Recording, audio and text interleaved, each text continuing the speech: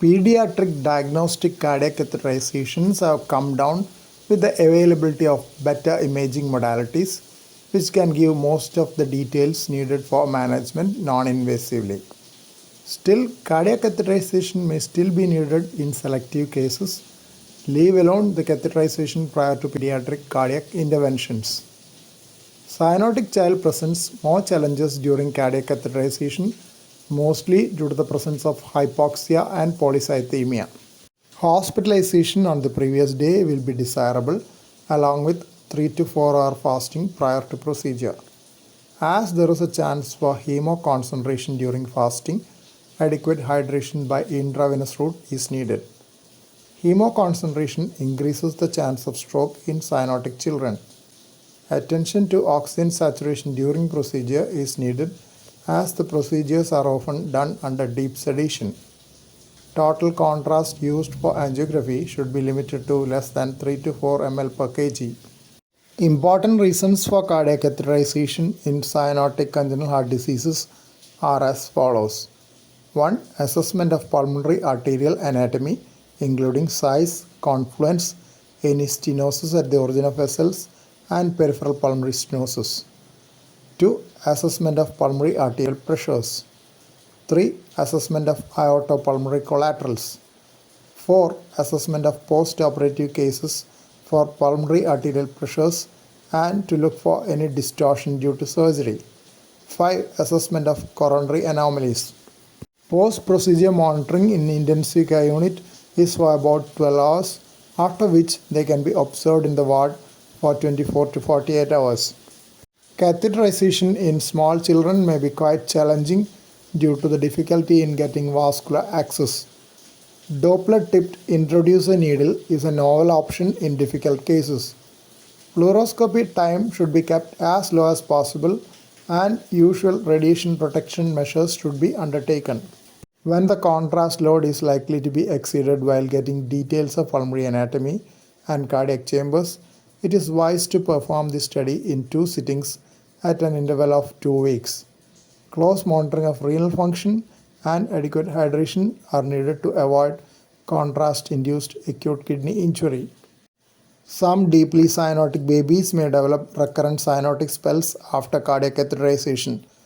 Most of these can be managed medically, but an occasional patient may have to be sent for emergency palliative shunt surgery. Cyanotic spells can also occur during cardiac catheterization. Alerting the cardiac surgeons prior to procedures in 6 cyanotic babies is a good precautionary measure. Ventricular arrhythmias can occur during the procedure due to the irritable hypertrophied right ventricle. Close monitoring and prompt management by the resuscitation team are needed. Usual precautions as applicable to acyanotic patients, like care of puncture site, are also needed for cyanotic patients. There could be enhanced bleeding tendency in some cyanotic patients. Mortality risk is higher in cyanotic children than in acyanotic children. Risk is more in interventional procedures, especially if the procedure time is prolonged and in critically ill children. Intubating a hemodynamically unstable patient and using general anesthesia instead of conscious sedation may prevent airway-related complications in sick patients. Carbon dioxide inflated balloon flotation catheters may be useful in cases of difficult anatomy. Use of carbon dioxide instead of air for inflation of balloon catheters will minimize the risk of air embolism in case of balloon rupture within the circulation. Near-infrared spectroscopy tissue oximetry is an emerging non-invasive method used to evaluate tissue oxygenation. Cerebral and renal NIRS parameters can be monitored during transcatheter interventions in the cardiac catheterization laboratory. In a study, it was found that when an arrhythmia develops, NIRS values fall simultaneously. When desaturation problem develops, NIRS falls 10 to 15 seconds earlier than pulse oximetry. On improving saturation, NIRS returns to earlier values 10 to 15 seconds before pulse oximetry readings. Thus, it may provide an early warning. A survey of the Congenital Cardiac Anesthesia Society in 2021 among its members showed the usage of NIRS by 34.7% in the cardiac catheterization laboratory and 97.1% in cardiac surgery with cardiopulmonary bypass.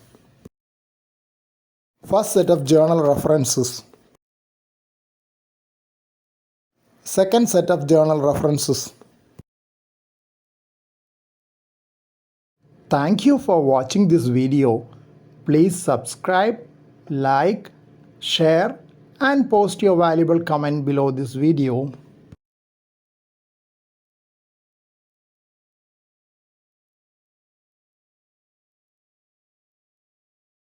Kindly press the bell icon after that for getting all updates.